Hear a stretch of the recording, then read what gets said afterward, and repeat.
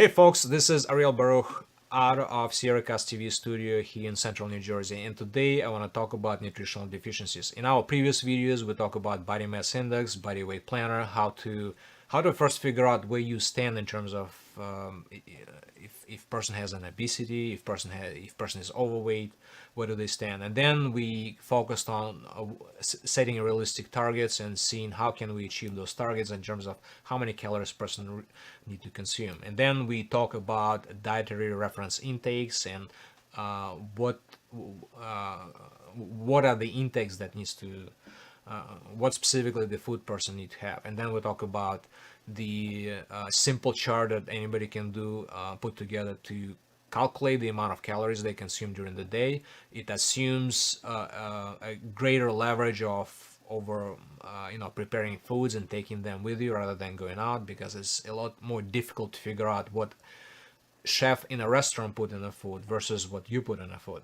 But and then we talk about the accountability and a weight chart and how that can help person to really stick with the goals and link together the portion sizes and the type of food person eats to the weight that they see on a scale the next morning when they go when they wake up. Okay, so in this video I want to focus on nutritional deficiencies. It's a little bit more complex, so the goal here I put for myself and really for others. The question I had for myself is that, okay, what are my nutritional deficiencies? How can I figure this out? Because really nobody talk about this. Everybody talk about taking vitamins. Everybody talking about not being overweight and exercising, but nobody really talk about nutritional deficiencies. And the reason for this is because it's just difficult. It's just difficult to figure out unless you know exactly what you eat, unless you know what goes into your mouth every day. So all those previous videos, they kind of was a logical sequence of actions that needed to take place for us to get to this video where we actually focus on nutritional deficiencies. So now I want to switch gears and show you this simple spreadsheet I put together for myself, where I essentially plug in the numbers based on USDA database. I want to show you briefly the database. So USDA.gov website maintains a database. It's called Food Data Central. So they have all the information for different items online. You can look up how many calories in 100 grams of apples, for example, and how much of it is water. Is 84.6%. So as you can see, almost 85% of apple is water.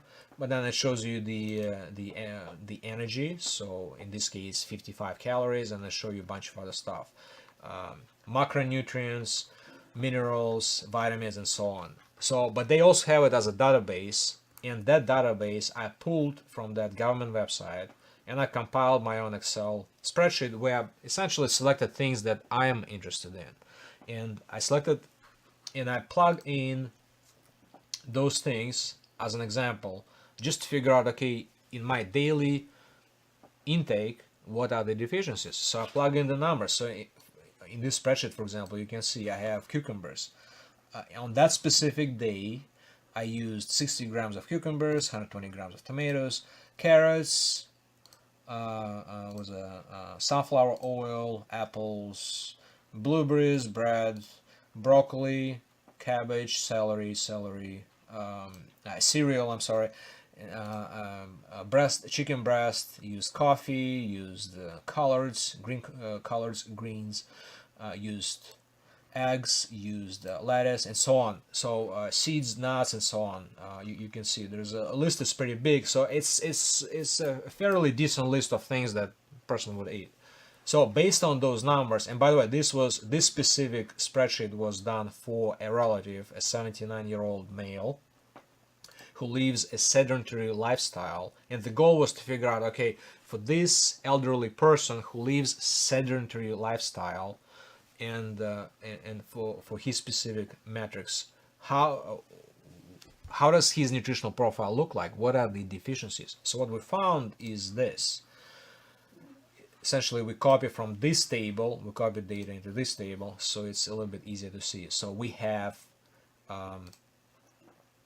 we have dietary reference intakes recommendations. So in this specific case, the recommendation is to use 1700 calories per day, and the from this chart you can see here the energy, the total daily energy was roughly 1700, a little bit more than 1700, and so these are the total daily values. I'm going to select this, and this is the daily percent. So this is really the most important column here. So here, just looking at glance, how does this daily percent of daily target, which is this, where do we stand?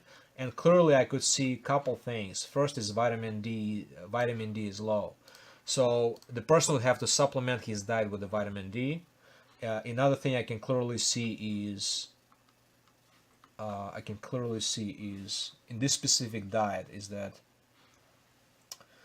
we have a good amount of protein. That's that elderly person actually like eating proteins, so we have a little bit more protein than the target, which is okay because we're still within the calorie range where we want to be. We want to consume less calories than the person spends, than the person burns. So those are the things. So overall, with this specific nutritional profile, the person is in a pretty decent shape. The person will definitely need vitamin D. That's definitely a deficiency. In terms of calcium, person will need to take supplement himself with the calcium. The recommended dose for that specific person is 1200 milligram. He only getting 75% of the target. So in terms of carbs, the person is lower, but that's purposeful because we want body to take that stored stuff stored in the body and use it. So that's why we are at this level, 1700 calories. So two main things here is that the person will need to supplement his diet with calcium and with vitamin D, and this was achieved by using this nutritional this consumption. So all this weights are plugged in grams. This was just easier for calculations. The things were plugged in grams, and this is how this was done. So using this spreadsheet really help us to figure out, okay, how can we design the nutrition that makes sense in terms of calories, so a person consume less calories than he burns, but at the same time it's well-rounded. So if person has to supplement something, what are those things that need to be supplemented? In this specific case, this elderly person would have to supplement it with calcium and vitamin D. Those are two major things that pop up. Okay, so I hope you found this useful. Please comment below. Let us know what other subjects, nutritional subjects, you would like us to explore. We'll be more than happy to research it and come up with another video on that specific subject. Please subscribe, like this video if you found it useful, and thank you for your attention.